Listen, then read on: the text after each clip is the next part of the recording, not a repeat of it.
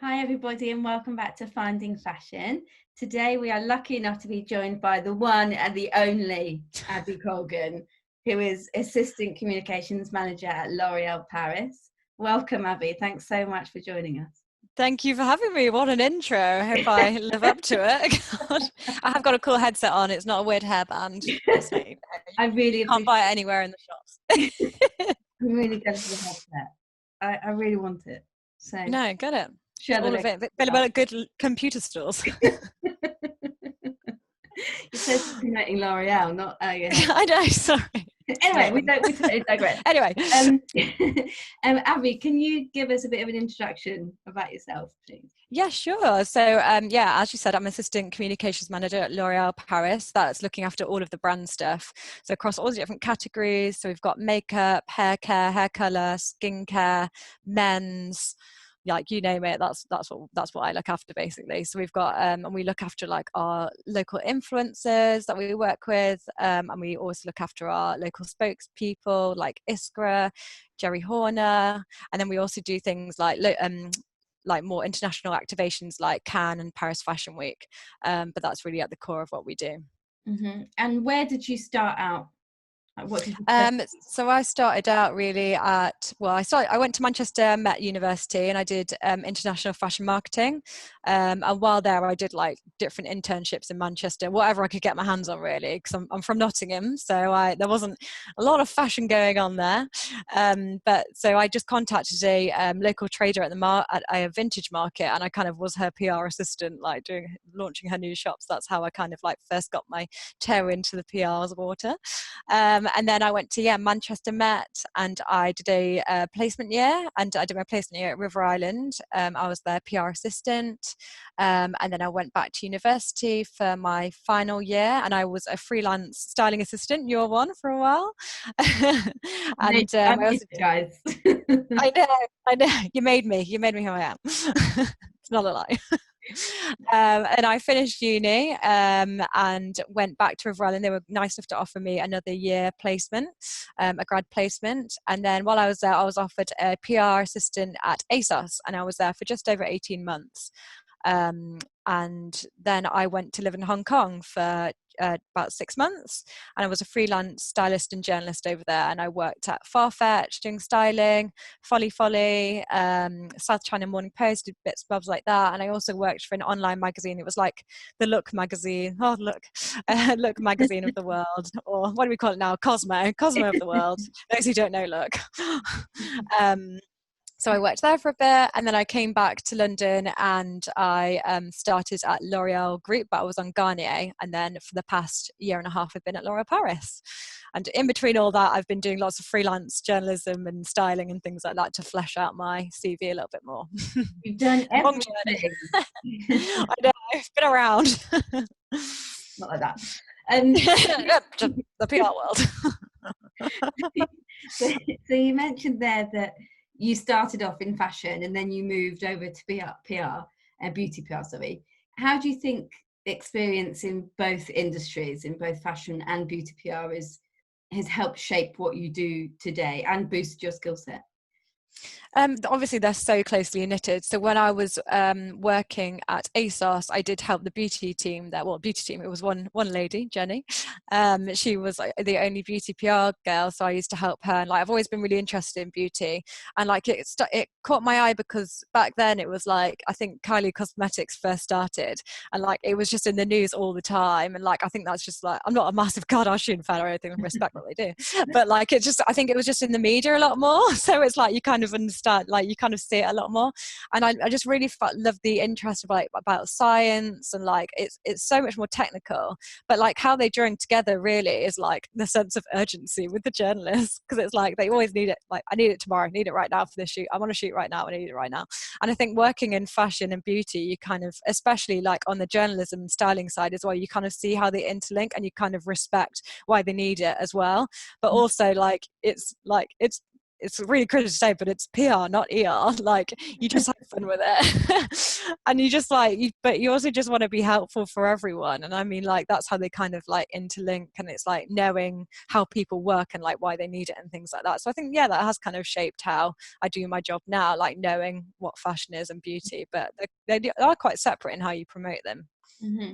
And you mentioned that you did a sandwich course, and in between your degree you did an internship, a placement year at River Island.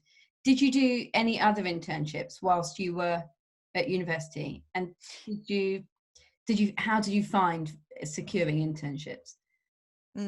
Well, as I said, I'm from Nottingham, so there wasn't much there at all. And like, I've always really loved fashion, especially back then. It was all about like, well, it's still now, but right then it was like vintage style. And I used to love going to like charity, especially because I didn't have any money. I was like, I used to go to the charity shops, vintage shops, used to get things for like £2, £3. And I did contact, this is before university, so I was like 16, 17, and I wanted to get some kind of experience because I couldn't go down to London. Like, I don't have any family or friends in London, so I couldn't really like go and sleep on someone's sofa to like do an internship because I couldn't actually get there. But yeah, I just contacted a trader at one of the vintage fairs, and she was like, "Oh, I'm actually opening up a shop. Do you want to be my PR assistant?" And I kind of like started her social media, which she didn't have Instagram then; it was like more of a Facebook page. So it just kind of seeing opportunities like that, I think, is really important. It's like, you don't have to be in London to like fight to go to the like to find something for yourself. And I think people like around the UK, like outside London, like really appreciate you taking your initiative, and that's what I look for as well. Like, when I look for CVs, I'm like, oh, where are they from? Okay, like, they couldn't get to London, like, but could they do this with their local community? Could they work for the paper or something like that? And then when I got to Manchester, I worked as a marketing assistant. I worked in the basement for Cow Vintage, which is like a vintage shop in the north. It's like in Birmingham, Nottingham, Manchester. I think it's in Leeds as well. I was their marketing assistant in the basement. We used to take the pictures for the website, and we did the social media, which wasn't Instagram then either. God, I feel very old right now. Like, come on, Instagram, launch. So I worked there, and then my friend moved to London, so I jumped at this, the first opportunity I got, and I worked at Look magazine, which is where I met you for the first time, in the fashion cupboard. And like, I absolutely loved this. Like, it's like everything I ever dreamed, like what a magazine office should be like. Look magazine was like the magazine at the time, and it was just so like glamorous and fast paced. And I think like any advice I could give to anyone working on these like internships that like don't pay is like, just be up for anything, just be enthusiastic about anything and everything, because I genuinely was. I didn't mind doing anything, because I was like, yeah, I'll do it. I'll clean that cupboard. I'll tie your shoes. No, they didn't ask me to tie my shoes. But like, I just think it's like, just be like happy to be there. Like, yeah, you might get some bad jobs. Like, I do bad jobs now all the time. Like, I'm ripping open boxes, like unwrapping products, like tying product back together, which I'll show you a bit later. But like, I think don't be afraid to like just get down and dirty and like get in there, like, because people really appreciate that, and it's something I definitely notice. And then from there I went on my sandwich placement with River Island, and actually when I went for my interview at River Island, they were really pleased that I've done all this experience before. So I think it does actually show, yeah, like, kind of use your initiative and get out there as much as you can. That's a very long-winded answer, but there you go. You like long-winded answers, it's fine. I do. So I get to the point eventually. I find my way there. So you obviously did your stint at River Island midway whilst you were at uni, and then you went back after you finished uni. Do you think that there's anything that you did that made yourself memorable to the team there, that made them want to invite you back? Yeah, I think this is actually what's reminded me is Instagram was started around this time. Well, started to get big, pretty much big. And but they basically had a PR team Instagram, but it had like only had a few hundred followers, and I was like, oh, this could be a good way to communicate with stylists, because basically one part of my role at River Island was to go into the stores, meet these stylists, and like recommend products for them to pull, or if they couldn't come into the store, they'd send me their story and I would like pull products and send it to them. So I thought a good way to like engage with the stylists, because they're the ones that followed us, and that they're the ones I wanted to engage, really, was to like take pictures of what's new in store and like put like a really funny caption. And I remember the first one one that I did, it was like this, it was a scuba, doing that material dress, scuba material. Why scuba? Why?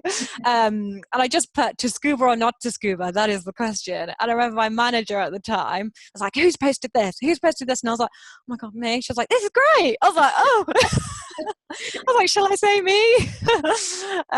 But like, I think just doing things like taking a chance and like just going like with your instinct and like, yeah, like you might mess up, but you took that chance to do it. I know it's not a massive thing, but like I feel like that kind of like makes all the difference when you're like trying to get out there and like make yourself a bit known. And just what I said before, like don't be afraid to do anything, like be enthusiastic. I know it's hard, you can't be happy all the time, but like being enthusiastic is like what keeps you going at the end of the day. Like when you're working these like long evenings or press days where you're up at 7 a.m. and don't finish till 10 p.m, they're exciting days, and like not many people get that opportunity, so it's like it's good to be like enthusiastic about it. Long-winded answer again. And I think as well, like showing your initiative. Yeah, definitely. Well. Yeah, I remember just having assistants, and the ones who I always remembered were the ones who would kind of think of what I needed before I knew I needed it. And it's like exactly. having Yeah, foresight, and like you say, like showing willing, because there's so many times that you have interns and they feel like it's like they're there just ticking a box because they feel they have to. exactly. Yeah, it's like Really you don't really get it. Yeah, it's like it's like you don't really get impressed by you just doing the job. It's kind of like you get impressed by like exceeding the job. It's bad to say, but like that's what makes people really memorable. And I think the best advice I could probably give to anyone is just like, if you've got a problem as well, like come with a solution. Just be like, say like, this has happened, I think and if you're not sure and if you don't want to press the button, like you don't want to do it yourself, but you still want a bit of advice, I'd be like, I've got this problem, I think I'm going to do this, but what do you agree or not? Like I do this all the time to my manager now. I'm like, oh gosh, this has happened, I'm thinking I'm going to do this, not 100%, what do you think? And she's always like, yeah, do it. And it's just to get that kind of recognition that you've shown initiative, but like you were going to do it anyway. Like it's good to show that you thought about it. But also not everybody knows everything. Like you get through your career and there's this like misconception that once you get to a certain place in your career, you know exactly how to do your job, like you don't make any mistakes, and that's not the case. Not at all. Oh my gosh, definitely not. People make mistakes all the time, and because we're human, not robots. And also it's so good to have like a mentoring kind of figure, because you can, like you say, like you ask your manager questions all the time. It's like you bounce. Yeah, I do. Oh my god, totally. I don't know anything. I don't know anything. I'm literally like, I make mistakes like still, but I think it's like if you use your initiative and just think like, oh, I did try it, like it didn't work out, but I've learned this from it. And I think if you do make a mistake, it's like, okay, I tried to do this, and you just explain yourself, like I tried to do this, didn't work out that way, help me. But like I know for next time. I do all the time.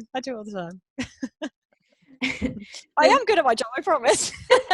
Please trust my opinion. You're very good. And was it daunting changing from fashion PR to beauty? Yeah, it was, because like I'd built my contact base of like 6 years in the fashion industry. It's like they do cross over a bit, but not tons.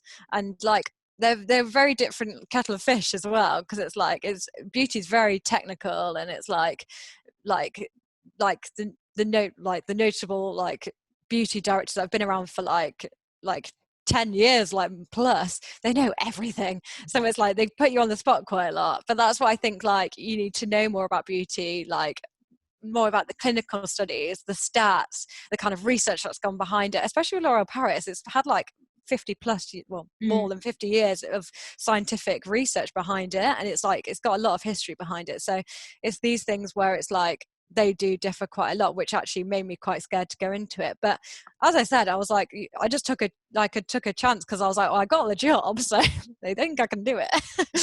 So it was very different, yeah, especially contact wise.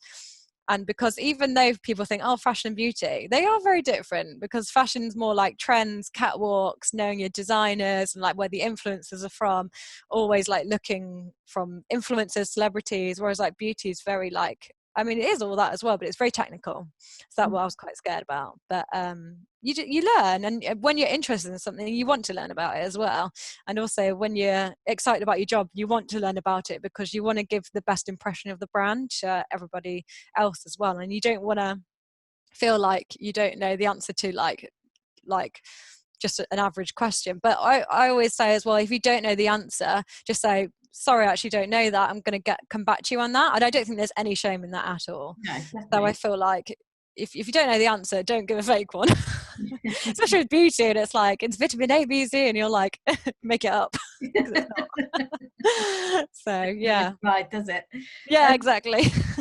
So how did you go about building up your contacts again? Because you said that, you had 6 years of working in fashion and then you moved over. How did you start from scratch again and build up your contacts? Yeah, it was the thing really, because, well, this is kind of where fashion and beauty kind of coincides again, like I said, about being really reactive, responsive, and like knowing the urgency of things. I think just being really responsive on emails, like simple things like image requests, sample requests.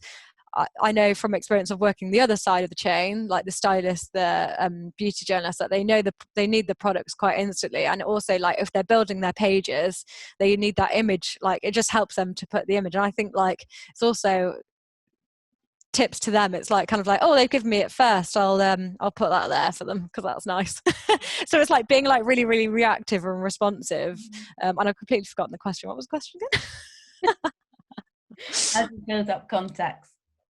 That's it. So I think like being really reactive, responsive, and just showing that you care, and like you want the best for the brand, and you care about their publication as well. So I think people start to know you from that as well. They're like, I've had a few people actually email me saying like, oh, you're the person that replies really quickly, which they absolutely love. So it's like, it's nice to be known as that as well. And like meeting people up for, I mean, the beauty of PR is like, and working in fashion and beauty, like you go out on some amazing lunches, breakfasts, and dinner sometimes as well, which is a massive perk of the job.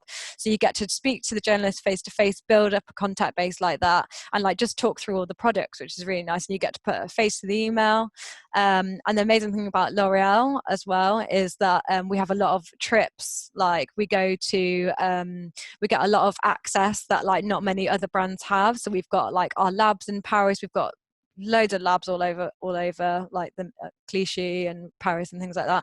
So we get to take journalists there, which they might not experience somewhere else as well. We've also got access to Paris Fashion Week and Cannes, and we've also got access to spokes, which this is very dependent on my job, obviously. Might not get this everywhere, but I'm just thinking like if you think of your brand's USP and like kind of think what the journalists need as well, and like that's how you can kind of build up your contact base, and they'll know like, oh, I could get that from them and things like that. So you kind of get to know people like that as well. And L'Oreal Paris are launching new products all the time. How do you decide which ones to focus on and where to pitch them and when? Yeah, the ones we focus on, really, it depends on kind of like the innovation behind it, what's going on in the current market at the minute. I mean, like we send out everything that we launch like to journalists to see if it could work for their stories, but it's kind of like thinking, how would it work for them? Sorry, my emails keep coming in. So it's kind of like thinking about how it would work for them. So for example, we had like a cooling night cream that came through, and it wasn't the most exciting product in the world, not gonna lie, but we kind of thought like cooling night cream. They'd done some research on menopausal women because the cooling cream helps them with the hot flashes. So we thought, okay, we'll kind of run with this and see, like have a look at the clinical studies, like pull this out a little bit more to see like what other studies we did, and we like kind of got some coverage that way. Like that's on like the kind of harder products. But then like most of the time L'Oreal Paris have got such great innovation, not being totally unbiased of course, like the products are really good, so it's like we send them out and like the journalists test them and try them, and they actually stand up quite a lot to like the higher end and the indie brands. So for example, we've got launching next month, exclusive info, we've got an eye cream for the entire face, which is a trend in the Asian market and in China specifically, of people using like eye cream but all over their face. I mean, the name's on the tin. but we kind of created some technologies, so it makes it more comfortable on the entire face. So like, because the eye creams are usually a bit thicker because it's like delicate area around the skin, we kind of like created this technology that's like used for the entire face, and it's to help like fine lines and things like that. So it's like we kind of pick these really exciting things, find a really cool stat, and like kind of run with that, because in China it's one sold every 10 seconds. Wow. Like, so things like that kind of help. And we launched a hyaluronic acid serum, and that's one sold every minute in the US. So it's kind of like pulling these exciting launches and kind of like making them a bit more engaging for like a UK audience. So how we pick them is basically, I mean, it goes hand in hand with the journalists, really. Like, they're the ones that kind of make it a trend as such. And like things that like we might not think, like, oh, that press might not like that, I'm not sure. And then they like, amazing, and they love it. So yeah, it's kind of finding the right way to like word the story and get in there. And you mentioned there that all about the clinical studies that L'Oréal Paris do. What kind of training do you get so that you're always giving the right information to journalists and you know what you're talking about? So we have in the UK, we've got a scientific team. So we've got one for L'Oréal Paris, and that is, I believe it's 3 different people, and they do all of like skincare, hair care, makeup, hair colorants, all the different categories, and any technical information they can help us with that. So like if I don't know a specific like, as you said, a thing about a clinical study or anything like that, I need like an in-depth like clinical study. They're like 100 pages long sometimes. Like, I'll go to them and get like a more like clinical answer, and they also provide quotes as well. So if a journalist said like, I'd love a scientific point of view, like we can go to them. We've also got our marketing team, which I rely on heavily, probably actually the most, and they'll get all the information from, it's called DMI, which is our Paris team. So DMI, no one knows what it stands for. Unless someone does, please comment below if you do. They basically get all the information from DMI. So DMI is like the hub, it's like the L'Oreal holy grail, and that's L'Oreal Group, so that's all the brands that L'Oreal owns, and they basically give all the information to all the different teams around the world. So they actually give the information to our marketing teams. Our marketing teams like make this UK centric, get all the information from there. They like do top line information on like the clinical studies, the benefits and things like that, and then I get it from them. But then if I need any more in depth, I'll go to the scientific team. So I've got like 3 places I can go basically, but the marketing team are great. Like, I have a monthly meeting with them all the time, and we go through the products. So like 2021, we'll go through like everything that they're launching, and I'll write the press releases with the information that they give me, and I'll like check it with them. And what's the process like between finding out kind of what is launching in the group to then pitching it to the journalists? So every year we have a like, it's called a reveal day, where like L'Oreal, the divisions, like do a big meeting. It used to be like, we had once we went to like Croatia for three days, and we stayed over for 2 nights, and basically we just go sit in a room and we do like a big presentation of like what all the brands are launching, so you get to see the other categories. So within my division, it's called CPD, which is Consumer Products Division, is L'Oreal Paris, Maybelline, Garnier, NYX and Essie. So we'll see like all their other launches, and everyone gets really hyped up, and it's really great, and we get to see what's launching for the next year, and that happens in like July. So that's the first time I kind of see, I get sneak peeks and stuff, but that's the first time I kind of see like the adverts that we're going to use. Like, it's amazing, the USPs of each product, and that gets us really excited. And then after that, I'll have meetings with the heads of the marketing teams, and we'll go through the products, like when can I get samples, when can I start writing the press releases, and then we'll do all that, because the monthlies start, say if something launches in January, the monthlies need it in like August, September. So it's like I kind of need to go to them pretty quickly. And with samples, because it's like L'Oreal, it's massive, I don't usually get the samples in time. It might be like empty packaging I can only get, and then they try a sample in like a kind of lab packaging. So that's how we kind of pitch it out, and that's kind of the process. of writing like press releases and stuff. And then I think of like an exciting way how to like get it into press's hands. So we do like sendouts and everything like that, and we do events like once upon a time, yeah, it's just kind of like, but that's where it really starts. The reveal day is really where it like kicks off. And thinking about coverage, obviously, yeah, securing coverage on products and new launches is a huge part of your job. Yes. How do you what different strategies do you use to get coverage across different platforms like video, social media, print? So like for print, we kind of, for print and online, like the journalists kind of like, they do cover both things. So they kind of get given like the press release, the sample, we kind of like pitch it to them, like the USBs, what we think is going to stand out for them. One thing that really drives is stats. So as I mentioned, like the eye cream for face, it's one sold every 10 seconds globally. Hyaluronic acid serum, one sold every minute. And like hyaluronic acid serum, that was like that's our biggest skincare launch of the year, because we got so much coverage from that stat, and like it's building that hype of like, it's coming, it's going to be launching, it's like the best thing ever. It's a very good product as well, by the way. That does help.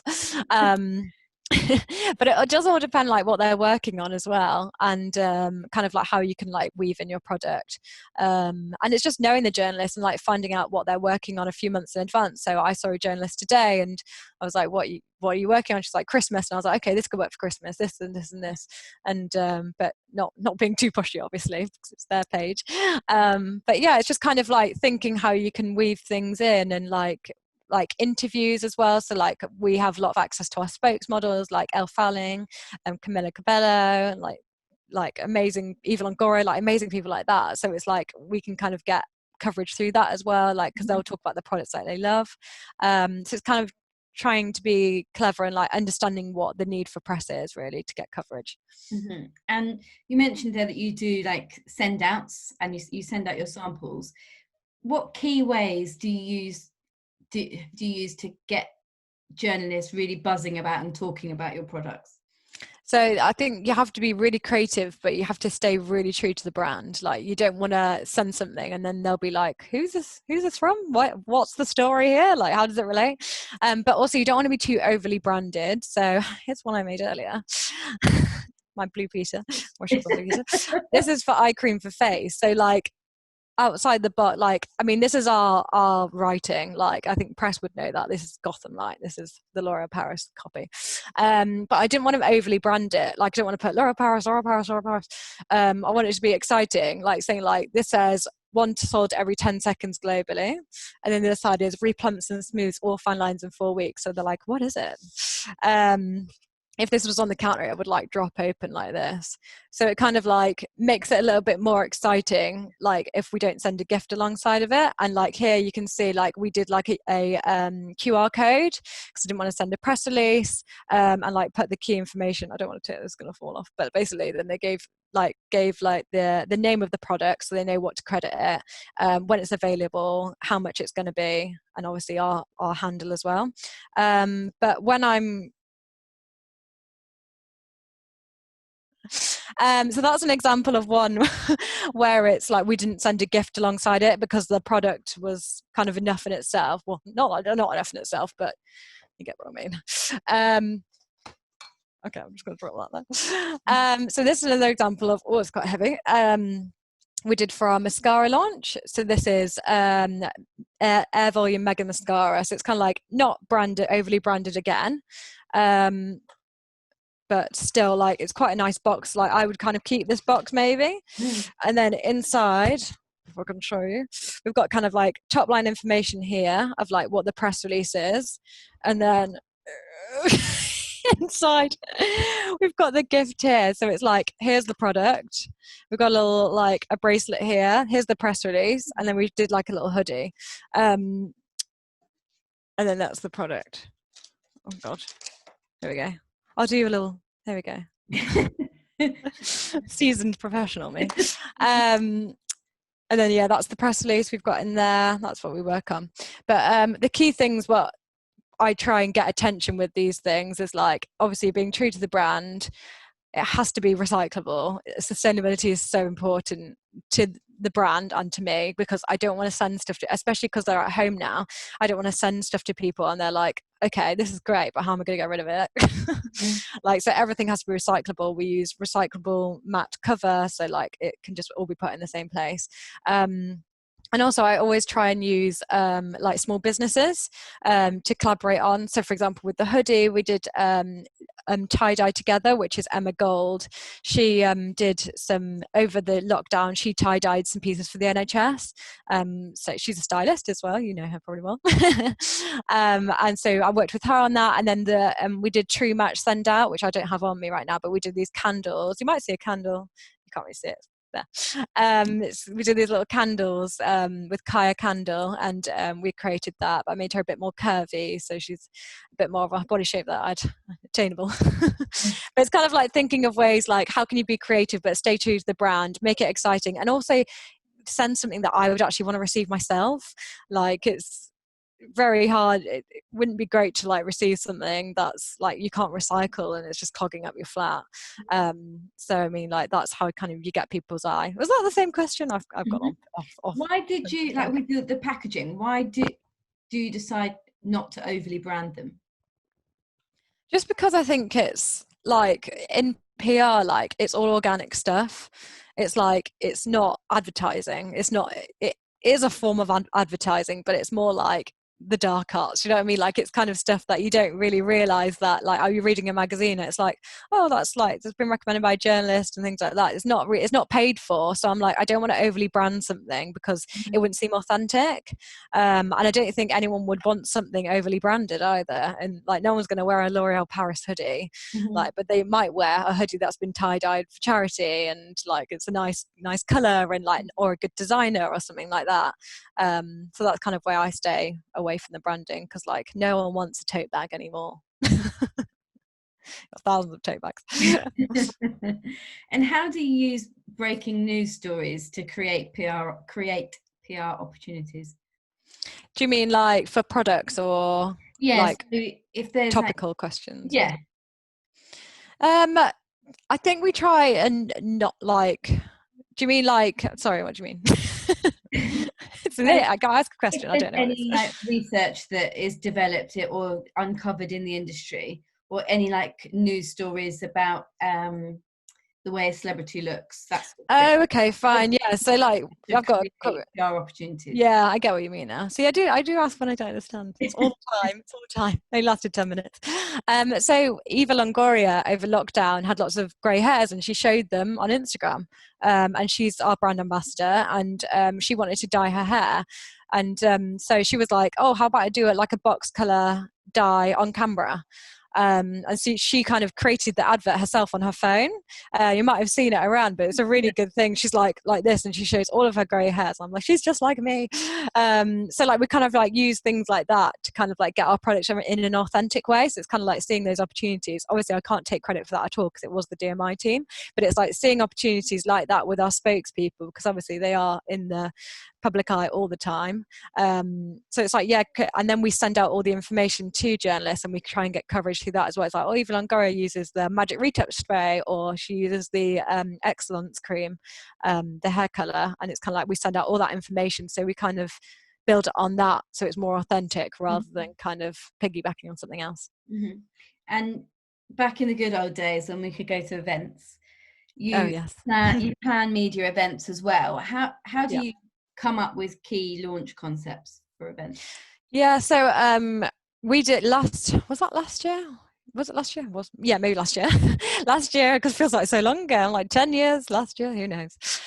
So last year it was, we did Worthy Tale by L'Oreal Paris, and that was all about the story of worth. So it's, with like the brands, it's like, as I said, you want to stay true to the brand as much as possible, and we really wanted to tell the story of worth it. Like, you're worth it. Like, everyone knows you're worth it. Like, it's an iconic message, but not many people do know that it was actually created in 1973 by a 23-year-old female copywriter called Elon Specht, in the McCann offices in New York, in our advertising agency, which we still use to this day. She was like one of the only women in the office, and she noticed that all the advertising that men were doing, it was like directed towards women, of like trying to like, oh, make your male friend happy or whatever. Not happy, but like make smile. And it wasn't really about women. She was like, you're worth it, so it speaks to me, it's all about me and myself, and it's really empowering. And like, that's not the story many people know. And like, I thought like, oh, we really should get that out there, because it's like the female empowerment is everything that L'Oreal, it's like, yeah, threaded through everything that we do. So we kind of want to show that like that messaging is every single product launch that we do. So like, it's all about making you feel good. It's about making like, and if that comes from looking good, then there you go. But if that's putting like a piece of lick of lipstick on, if like you don't have anything else on, then it's all about you, basically. So it's kind of like staying true to the brand and thinking about that. But then when I was on the Garnier team, it's all about like natural and like organic, and like, so we did like a mask innovation event, and that was all about the science and like how like our studies, like our clinical studies, and like all of our scientific research.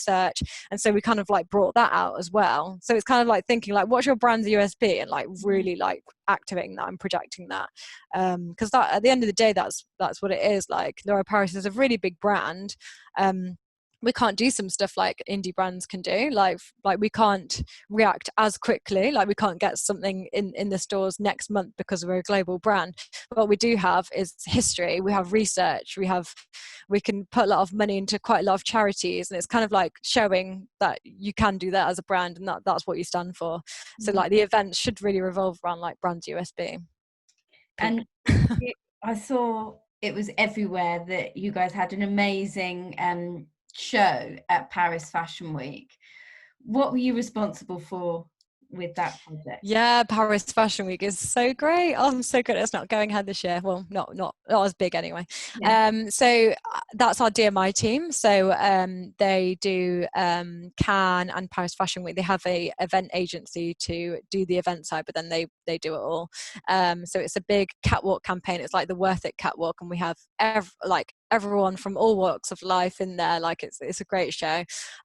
So what we do is we take, one part of the role is taking journalists there to interview the celebrities and Val Garland, who is our global makeup artist, and they give just like interviews that they'll use probably for like the next whole year. Like, they do beauty pages, they do photo shoots, and we do lots of different things like that. And then we also take influencers to come and see the show. So we'll take them to the show, they'll get like backstage access, speak with the spokes and the global makeup artist Val and things like that, and just kind of get like the L'Oréal Paris experience. And then last year we did a designer collaboration with Karl Lagerfeld. So we went to his atelier, spoke to his design team, and got like backstage access to that as well. So like, Paris Fashion Week, it usually launches with a designer collaboration. So yeah, we do things like that really, and it's amazing. It's such a good perk of the job. How do you guys decide who is on brand? So obviously at Paris Fashion Week, you had Jerry Horner, the goddess, Helen Mirren, you had Eva Longoria, and Iskra as well, walking. Yeah. Obviously Karl Lagerfeld, the tie-up as well. How do you decide what's on brand for L'Oreal? So it used to be local that we hired people like Helen Mirren, like before my time, but the UK team used to look after her and things like that, but that all got changed over to the DMI team because they're like global faces.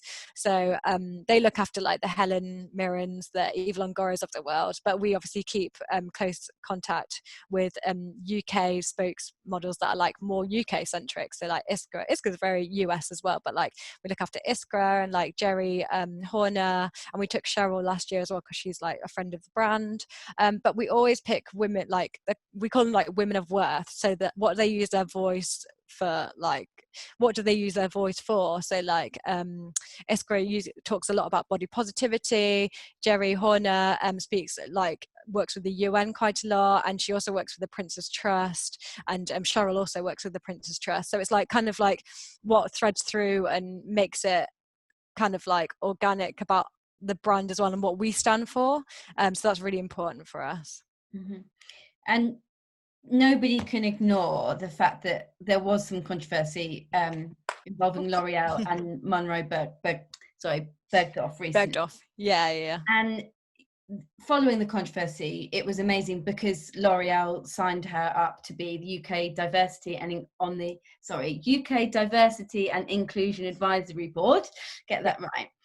How did you guys use PR and communications to uphold the reputation of the brand? I think it's like, yeah, like brands make mistakes and you have to own it when you do. And especially like, it's like, you can't ignore it. Like, you have made a mistake and you have to own it. I think we use PR by communicating with customers and consumers to say that we've owned the mistake, and you move forward by committing to a change. So in this case, like, we apologized to Monroe, made a donation to like 2 of her charities, and created the Diversity and Inclusion Board. And it's like sticking with that and moving forward. And I think that's how you kind of like can use PR for it. It's like, you don't want to draw too, like, you want to show the apology, but it's not about the apology. It's about like moving forward together and owning the mistake. But yeah, it was very important. And you know, it's such a positive move for the brand as well. Yeah, definitely. I think it's a great step, and I'm really excited to see what happen. Like, we've seen so much change internally, so I'm excited to show you what it's worth next year. And it's been reported that sales of skincare at the moment are absolutely booming, whereas kind of sales of makeup are a little bit down, purely because of lockdown, naturally. Yeah, I mean, like, I'm wearing lipstick now, but it's difficult to wake up in your pajamas and put makeup on, isn't it? I suppose. But how do you use those trends in shopping and consumer patterns to adapt how you approach your job and how you create PR coverage? I think it's like keeping press really engaged with our launches. So like through creative mailers, like I just showed, like we were sending out like the mascaras, and we did a lipstick one as well. And if it's not doing well, we just try and be as creative as possible to get it out there. So it's like through whether that's events or like interviews, or we also use a team it's like a social listening team. So we kind of like look at like what people are doing online. A lot of people are doing like beauty hacks, beauty challenges, because they're getting really creative with makeup because they're not using it as often. So they're kind of like craving that kind of drastic change, like whether that's creating yourself into like a Halloween something, I don't know. Not very good at makeup. Well, not like that anyway, it's artistry. So it's like they're kind of challenging themselves a bit more, and it's kind of like showing like, look, people are doing things online that's really creative, and that kind of gets people engaged as well, because that's their customer as well for press, journalists. So that's really important for them to like be on the pulse as well. And you mentioned earlier that when you do your press send outs, it's really important to you to provide like recyclable packaging, and the company have recently announced that they're aiming to be fully sustainable by 2030, and some exciting news that the L'Oreal Paris Elvive bottles are now made with 100% recycled plastic. How do you, because these are really positive moves for the brand, how do you go about publicizing those initiatives? So that initiative, the Elvive bottles made with recycled plastics, that saves 900 tons annually in the UK. Wow. Which is the same weight as 50 double-decker buses, and 7,000 tons globally, nearly the same weight as the Eiffel Tower. So putting those numbers in more tangible terms makes them more relatable. So like I was like, look online, I was like, what weighs 900 tons? And I was like, oh, 50 double-decker buses, Christ. So it's kind of like putting them, so it makes them more relatable. So that was the first thing I did. And then we wanted to look more about recycling habits. So we undertook a survey of about 2,000 people in the UK, and just to see what people still think of recycling, because obviously, you know, there's been a lot of talk about it, but I kind of wanted to loop it in a bit more with beauty. So I wanted to see like, oh, if a product worked really well but it wasn't sustainable, would you pick it still? And everyone went, yeah, I would pick it even though it's not sustainable. So I kind of like, I looped in our message where it's like, with Elvive, it's the #1 shampoo conditioner. So like you can still have your best product and it be like sustainable as well. So that helps like flesh out our press release and makes it a bit more eye-catching. We've also worked with environmental journalist Lucy Siegel, who was available for interviews, and I thought that kind of gave a bit more of a wider aspect because she's not from a non-brand perspective. So it's an expert opinion, but it's not too like brand heavy. So people might kind of like relate to that a little bit more. It's not like they're not kind of unbiased, I suppose. And you mentioned earlier that every year you get sneak peeks of what's coming up for the year ahead.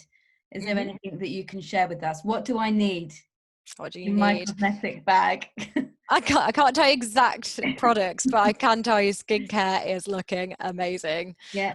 We'll have some great new launches, and that's all I'm going to say. Oh, ruined it. I can't. You went too far. I pushed my luck. You pushed it. And my final question is, which is I like to ask everybody, what's the biggest misconception about working in the beauty industry? That it's easy. People always just think, oh, it's fashion, it's beauty, all you do is sit around a day and go to lunch. And I was like, I do that too, but like, you're working, you're like, you have to remember like all the clinical studies, the scientific trials, the research that goes into each and every product. And there's a lot of thought, time and research that goes into everything, and like that means it's not $1 billion industry for nothing. There's a lot of thought that goes into it, and like you have to be really engaged, you have to be really on the ball, and you have to always look at what other people are doing as well, and like you just have to do a lot of research, but it's so fun, and like whoever comes into it next, you're gonna love it. It's a really exciting time. Very Well, exciting. thank you so much for joining us. Like, you've passed on some really valuable information there, and I really appreciate it. And hopefully we'll be able to see each other face to face soon. Face to face, yeah. Here's hoping. Yeah, thanks for having me. Sorry I waffled on a bit, but yeah. I got there in the end. I made my way back. Well, thanks again, and we'll speak to you soon. Yes, thank you. Bye. Take care.